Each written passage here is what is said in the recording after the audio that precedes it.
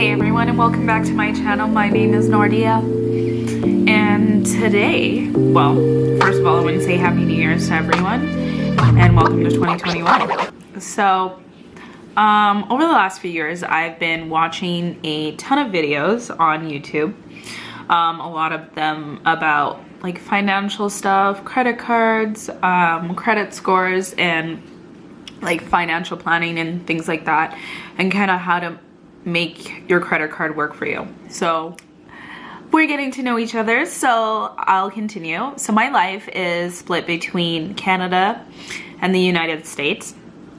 I am a flight attendant, and technically I live in Canada, and that's where my airline is based. That's where I have to fly out of whenever I'm working, and when I'm not working, I prefer to be in the US, providing I don't have a shift coming up or something like that, or I don't have like personal travels not related to going to New York. So there's pretty much no videos that really tell you what credit cards to get, where you should start, or whatever. So this video is the credit cards I think that you should have in your wallet.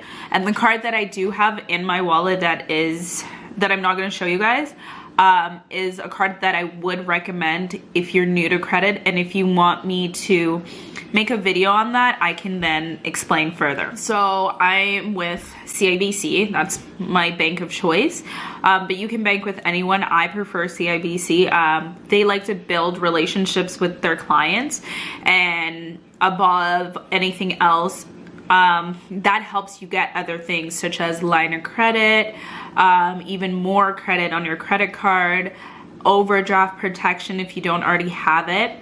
And I'm not a financial expert. I didn't go to school for this, but I think that I have a really good understanding of finance and how to manage credit card and how to get the most of it out of your credit card.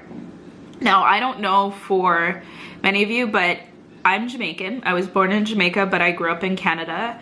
I was raised in a Jamaican household with a Jamaican mother.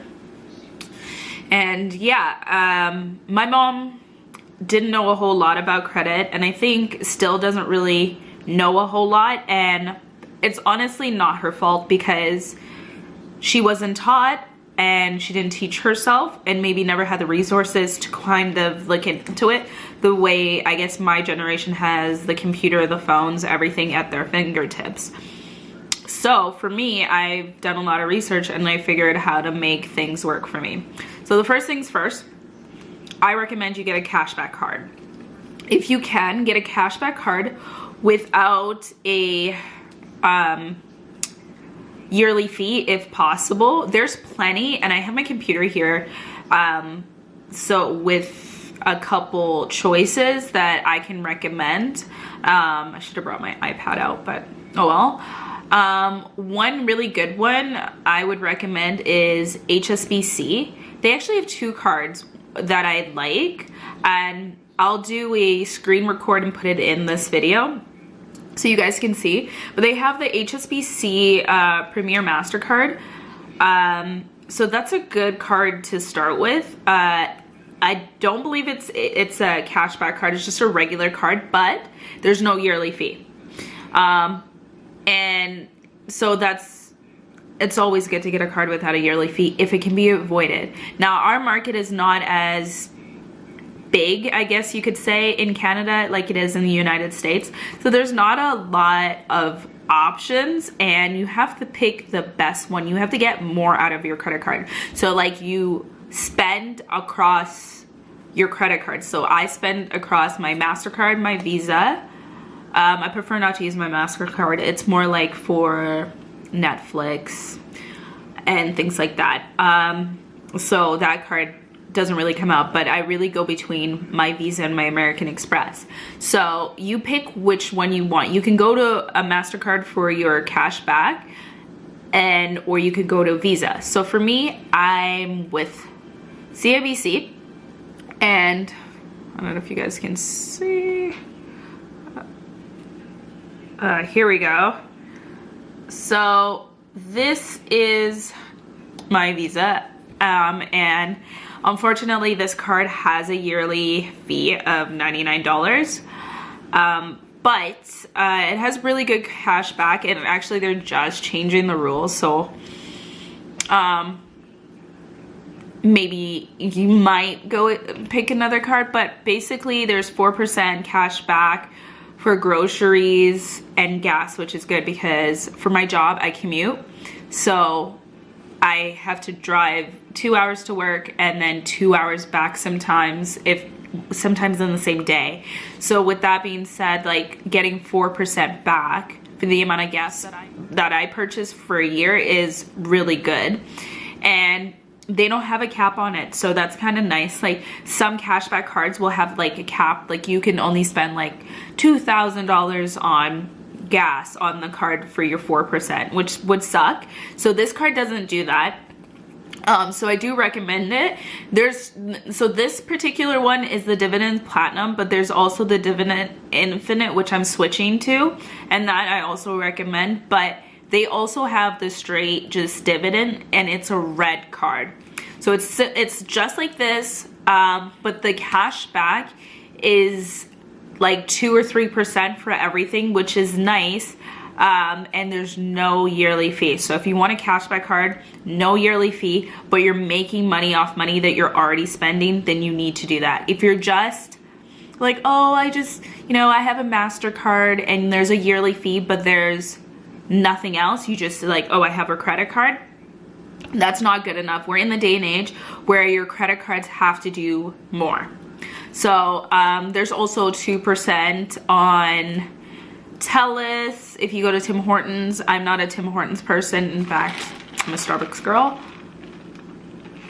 I try not to drink Starbucks so much because waste of money, but anyways, it's good. The first year, the annual fee is waived, so you can really capitalize on the yearly fee by getting this card the first year, so you don't pay for the first year, and they give you bonus cash back. So you can, if you spend a lot of money in the year, you can definitely make $300-400 cash back just by using that card in your first year.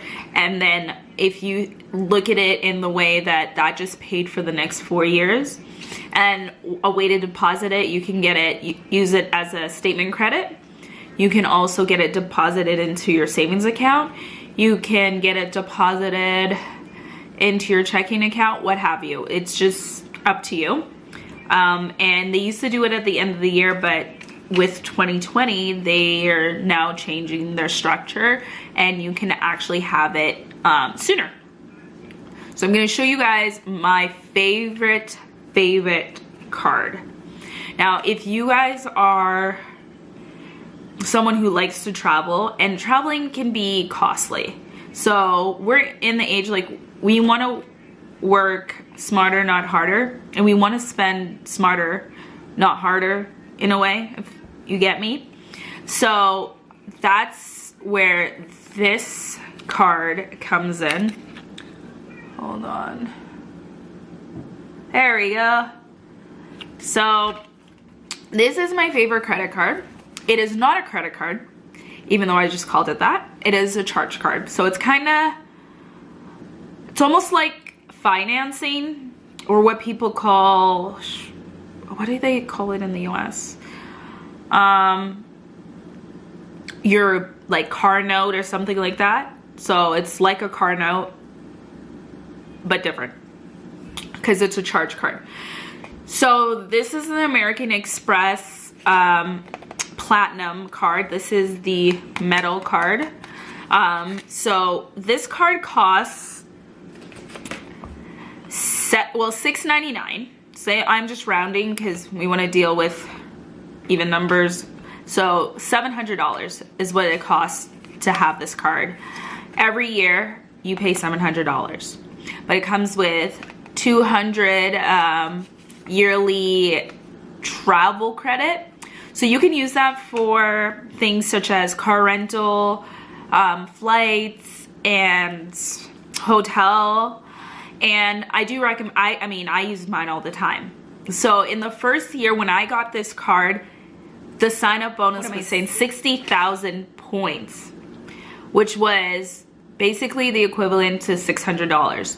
But here's, with the pandemic and all of that, they've lowered it to only 25,000 points, which really, really sucks.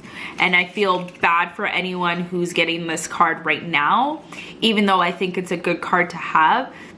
The sign-up bonus is not what it used to be, and for that part really sucks. So, because you're paying $700, and when you get the card and you make the $3,000 spend in 3 months, which is easy to do. I think any regular everyday person can manage $1,000 a month easily.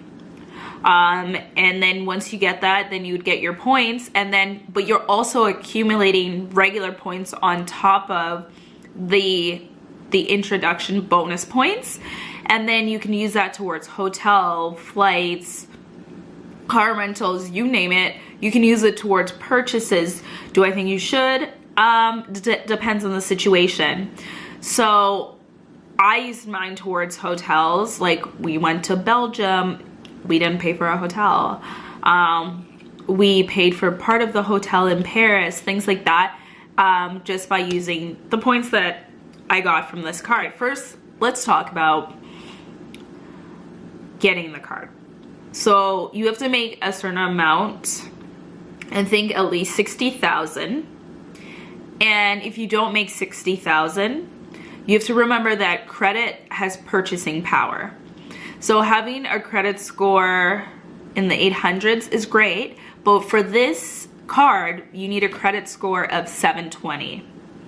And then you will be instantly approved. They have other cards, and like the gold one is a really good option. I'm actually thinking about getting the gold one alongside this, but I already have so many cards. I'm like, do I need that? But the gold card has such good cash back for food and groceries and gas that I'm like, I think I'm gonna get that this year. So I'm gonna get this along with the HSBC MasterCard, and that will be enough credit cards for me because I have 5.